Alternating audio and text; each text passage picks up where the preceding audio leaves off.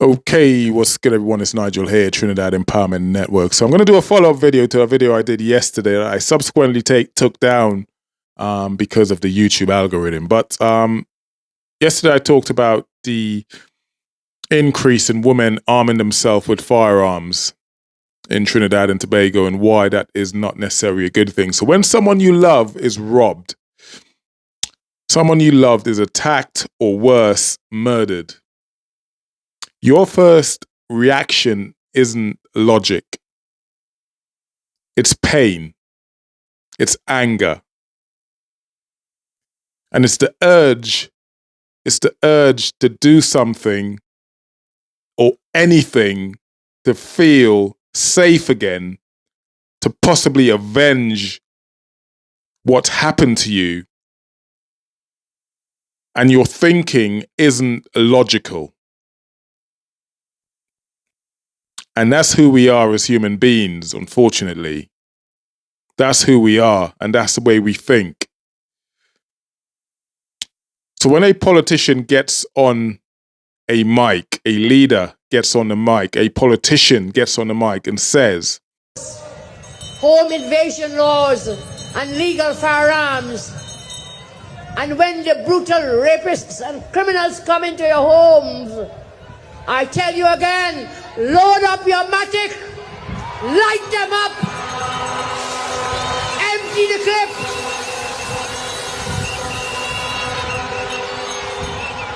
The mic, a politician gets on the mic and says, arm yourself and protect yourself.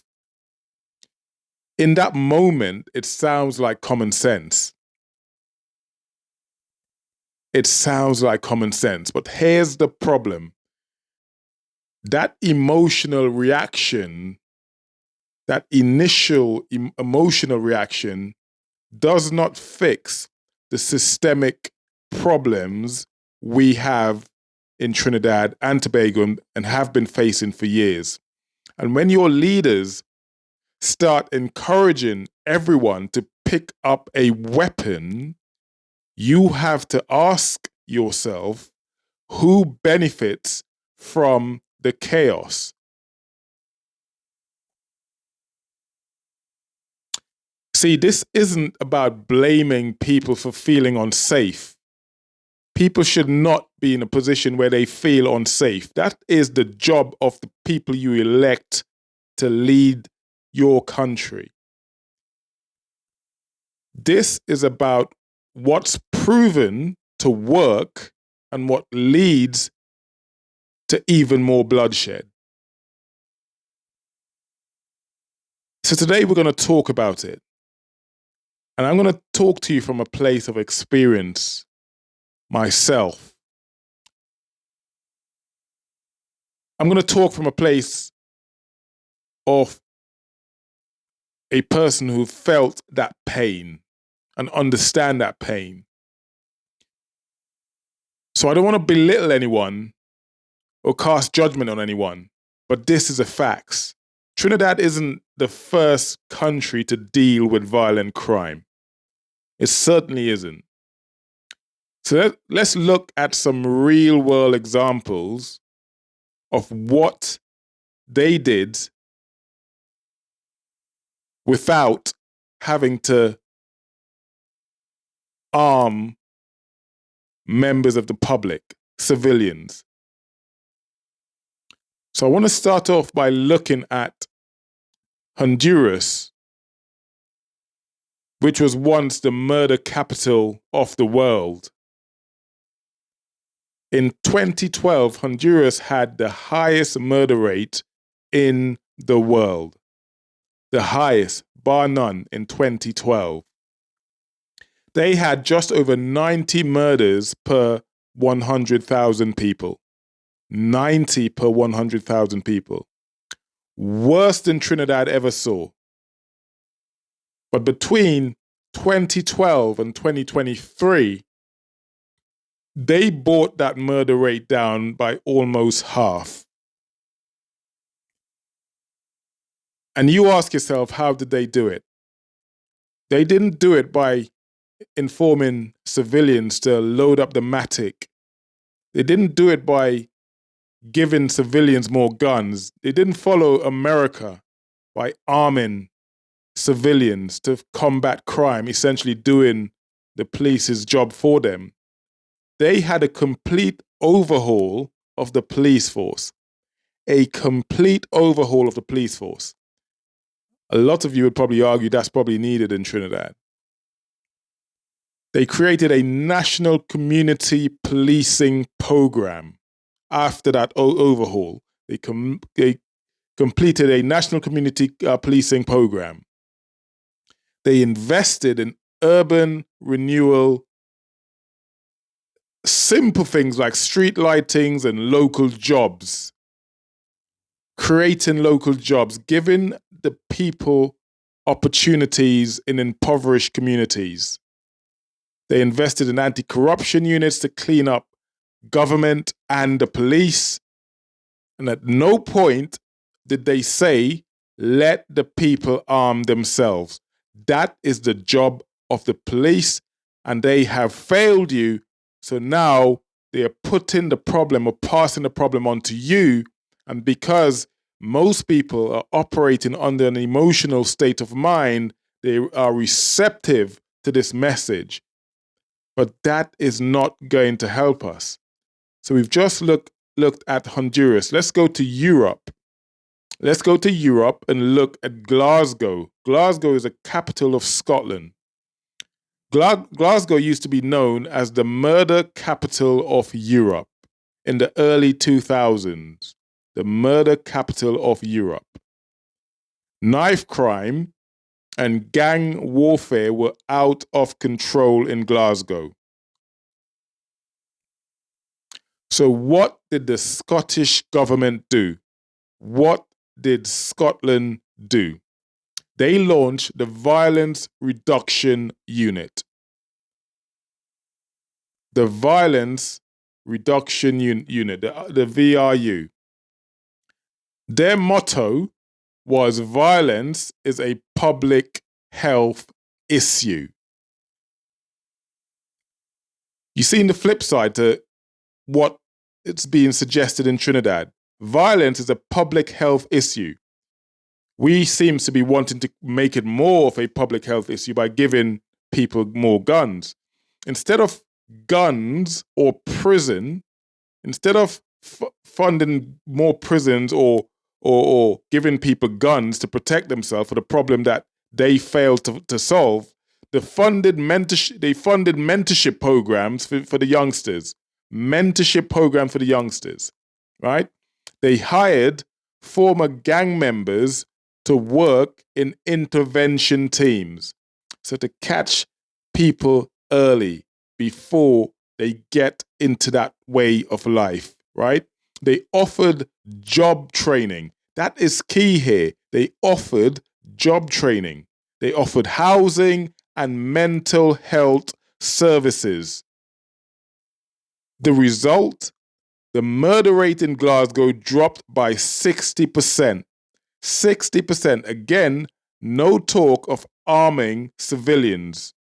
No talk of arming members of the public.